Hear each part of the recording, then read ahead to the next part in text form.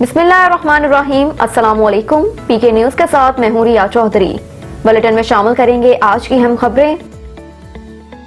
असद उमर कहते हैं इम्पोर्टेड हुकूमत को घसीटने के लिए मुल्क को नुकसान पहुंचाया जा रहा है। फैसलाबाद में पाकिस्तान तहरीक इंसाफ के जनरल सेक्रेटरी असद उमर का कहना है कि इस वक्त मुल्क में माहौल बना है और आवाम इलेक्शन चाहती है। समुद्री में पीटीआई लॉन्ग मार्च के शुरा से खिताब करते हुए असद उमर का कहना था, इलेक्शन न होने की वजह से मुल्क का बेतहाशा नुकसान हो रहा है। इम्पोर्टेड हुकूमत का नाकाम तजर्बा था। उनका कहना था कि इस हुकूमत को घसीटने के लिए मुल्क को नुकसान पहुँचाया जा रहा है। इस वक्त मुल्क में माहौल बना है और आवाम इलेक्शन चाहते हैं। उनका कहना था इस वक्त मुल्क दलदल में फंस रहा है, महंगाई अरूज पर है। ये कहकर आए थे महंगाई खत्म करेंगे, लेकिन ये चाहते हैं कि आवाम ही खत्म हो जाएं। असद उमर का मजीद कहना था कि बवाई हो रही, लेकिन हुकूमत गंदम की स्पोर्ट प्राइस का फैसला नहीं कर पाई।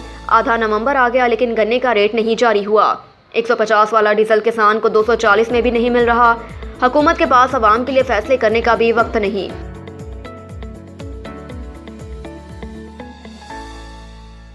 आर्मी चीफ जनरल बाजवा के तेजी से इख्तिताम पजीर होते 6 साला दौर का जायजा। आर्मी चीफ की हैसियत से जनरल कमर जावेद बाजवा का दौर तेजी से अपने इख्तिताम को बढ़ रहा है, जिस वक्त पाकिस्तान कमान की तब्दीली की तैयारी कर रहा है। इस वक्त ये जरूरी है कि मौजूदा आर्मी चीफ के 6 साला दौर का जायजा लिया जाए, क्योंकि जनरल बाजवा की जानिब से अपने दौर में किए गए फैसलों के न सिर्फ मुसल्लह फौज बल्कि मजमूई तौर पर मुल्क पर दौर-ए-रास असरात मरतब होंगे। आर्मी चीफ की हैसियत से जनरल बाजवा को एक मौजू के तौर पर लिया जाए तो इन कई मुबासे भी होते हैं, तो इन पर तनकीद भी हुई है।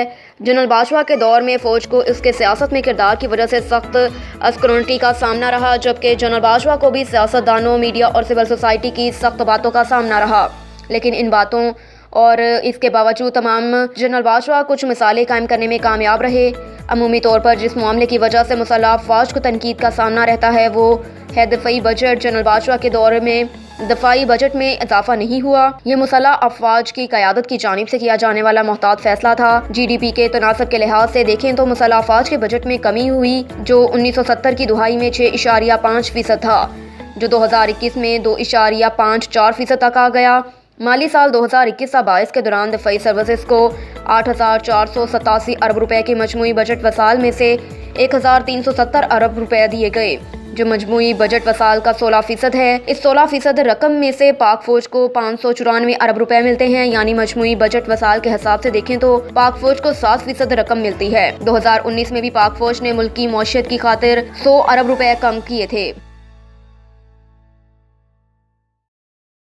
अता तारड़ कहते हैं इमरान खान पर हमले के बाद गिरफ्तार शख्स को अब तक किसी अदालत में पेश नहीं किया गया। वज़ीर आज़म के मामले ख़ुसूसी अता तारड़ ने कहा कि इमरान खान पर हमले के बाद गिरफ्तार होने वाले शख्स को अभी तक किसी अदालत में पेश नहीं किया गया, न उसका रिमांड लिया गया। एक कन्वेंशन से खिताब करते हुए उन्होंने कहा कि इमरान खान पर हमले की FIR सुप्रीम कोर्ट के हुक्म पर दर्ज की गई। उन्होंने कहा कि इमरान खान का मेडिकल FIR से पहले उनकी अपनी मर्जी के अस्पताल से हुआ। अता तारड़ ने मजीद कहा कि इस केस में JIT 4 बार तब्दील हो चुकी, क्योंकि वो इदारों को बदनाम करना चाहते हैं। नून लीग रहनुमा अता तारड़ का कहना था कि इमरान न्यासी और पंजाब का सबसे बड़ा डाकू इस वाक़े की आड़ में सियासत को खराब करना चाहते हैं।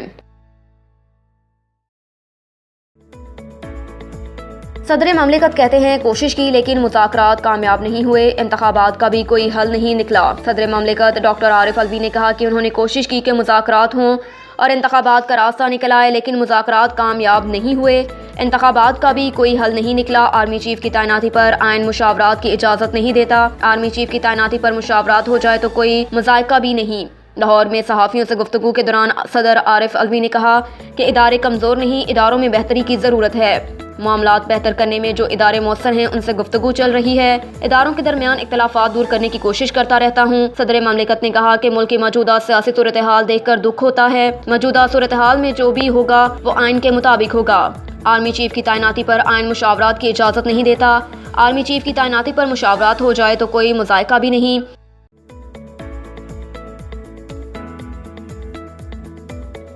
एहसान इकबाल का कहना है कि मेरिट की बात करने वाले इमरान खान ने उस्मान बुसार को किस मेरिट पर लगाया था। वफाकी वज़ीर एहसान इकबाल ने कहा कि मेरिट की बात करने वाले इमरान खान बताएं कि उस्मान बुसार को किस मेरिट पर लगाया था। एहसान इकबाल ने कहा कि जिस शख्स को सबसे बड़ा डाकू कहा उसको वज़ीर आला बनाया, जिसे कहते थे चपरासी भी ना रखी, उसे किस मेरिट पर वज़ीर दाखिला लगाया। आर्मी चीफ की तैनाती के हवाले से बात करते हुए वफाकी वज़ीर ने कहा कि आर्मी चीफ की तैनाती के लिए सीनियरिटी का असूल हार्ड एंड फास्ट नहीं होना चाहिए। तैनाती के लिए सियासी मुशावरात की जरूरत नहीं। मेजबान शहजाद इकबाल से गुफ्तगू करते हुए उन्होंने सवाल उठाया कि तैनाती के वक्त आर्मी की तरफ से एक लिस्ट आती है, अगर इसमें सीनियर मोस्ट के लिहाज से नंबर 1 मेडिकल कोर को ऑफिसर हो तो क्या होगा। एहसन इकबाल का कहना था कि इसलिए सीनियर मोस्ट का असूल हार्ड एंड फास्ट नहीं होना चाहिए। न्यूज़ स्टूडियो से फिल वक्त इतना ही। मज़ीद खबरों से बाखबर रहने के लिए देखते रहिए PK न्यूज़।